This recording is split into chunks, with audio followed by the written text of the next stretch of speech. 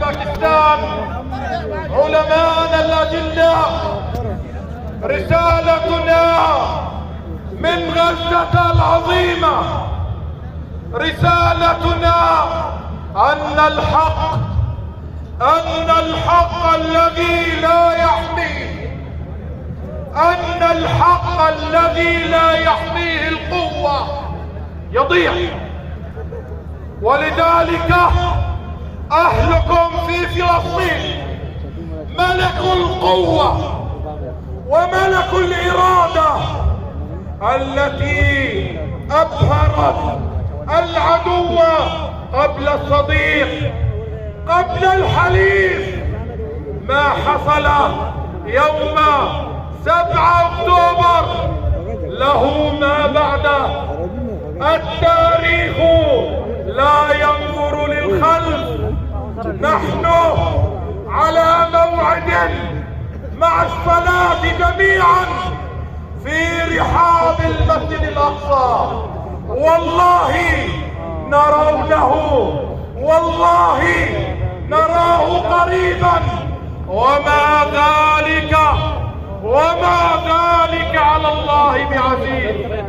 دماؤنا في غزة التي تنزف ليل نهار، هذه الدماء الزكية ليست رخيصة عند الله. فالله أرحم بعباده من الأم بولدها. العدو الصهيوني فشل وسيفشل وإلى زوال في تحقيق أي هدف من أهدافه. لذلك نحن نتطلع إلى دور بارز، نحن نتطلع إلى دور فعال، إلى دور بارز لأهلنا في باكستان، لأهلنا في الأمة الإسلامية.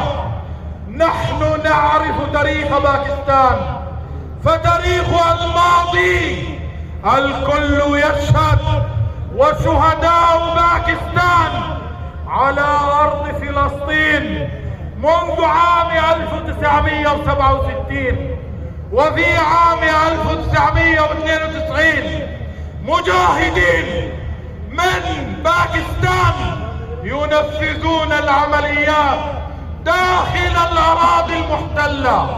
هذا ليس سرا، أنتم شركاء في هذه المعركة. لذلك وإن استنصروكم في الدين فعليكم النصر.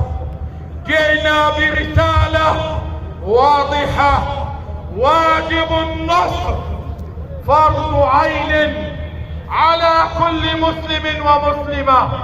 هذه الوقت نحن نعيش اليوم، واجب الوقت